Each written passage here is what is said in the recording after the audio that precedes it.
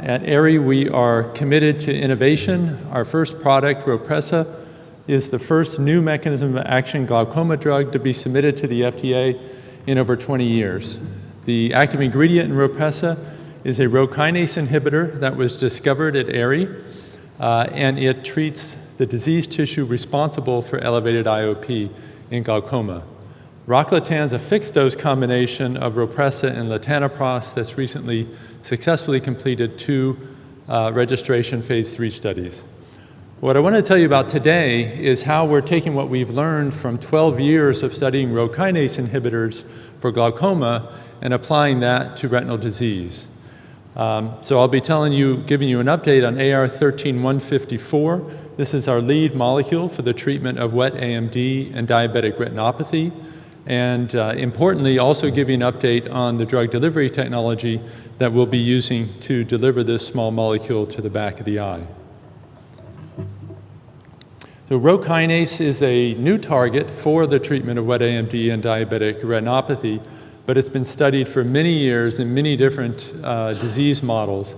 And it's been shown that Rho kinase inhibitors have the ability to inhibit angiogenesis, to reduce vascular leakage, to reduce inflammation, as well as have antifibrotic properties, as we've seen in our glaucoma work.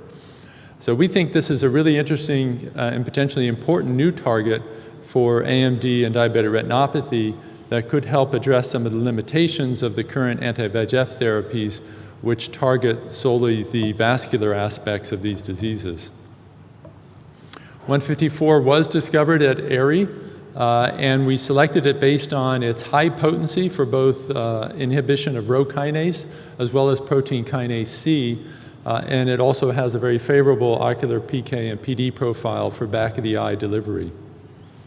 I've mentioned that others have shown that Rho kinase inhibitors can inhibit angiogenesis. We've shown that also for the 154 molecule, both in VEGF-induced microvessel formation in vitro, as well as in choroidal explants ex vivo.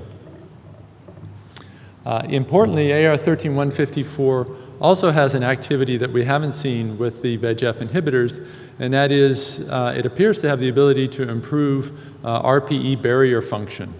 This was an in vitro test we did culturing RPEs in a monolayer on a transwell filter.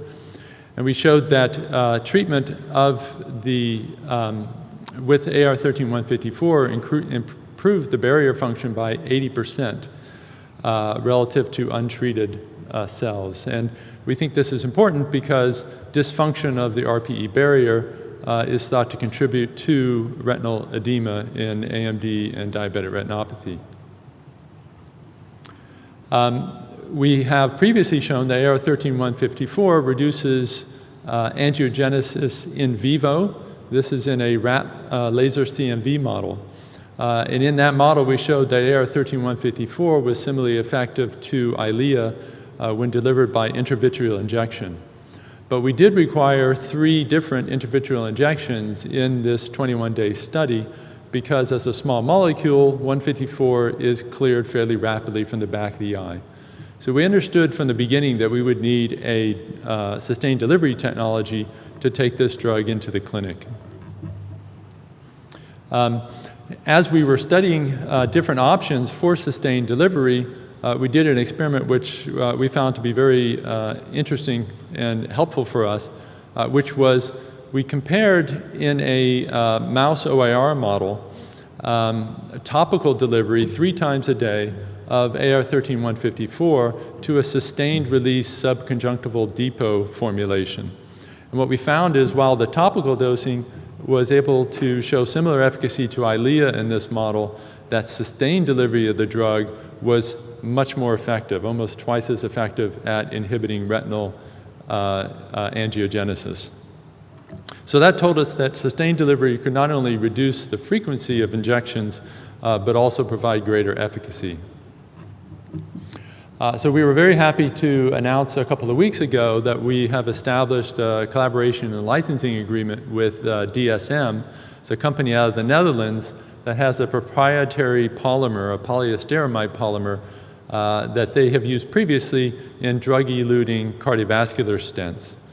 It's a biocompatible and bioerodible polymer, and it is importantly chemically compatible with the AR-13154 drug, but also releases the drug in a linear fashion, which I'll show you in the next slide.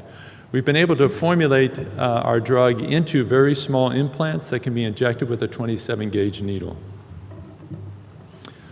This is just a slide to show that the drug release over time is very steady. We get a linear drug release over about 4 months, and that the polymer itself remains intact until about 6 months in this in vitro system. So this is what we're looking for. We want the drug to completely elute before the implant itself degrades, so you don't have to worry about a large drug burst at the end of life of the implant. So in summary, AR-13154 we think has potential to be a first-in-class new therapy for the treatment of wet AMD and diabetic retinopathy. We think it has advantages over current therapy in that it addresses multiple different drivers of the disease process in both wet AMD and diabetic retinopathy. It's shown efficacy both as a monotherapy and as an adjunctive therapy to VEGF in our preclinical models. And we now have a sustained delivery system that we believe will allow us to apply this drug once every 4 to 6 months in the clinic. And we do anticipate being in the clinic with this new potential treatment within the next 18 to 24 months. Thank you.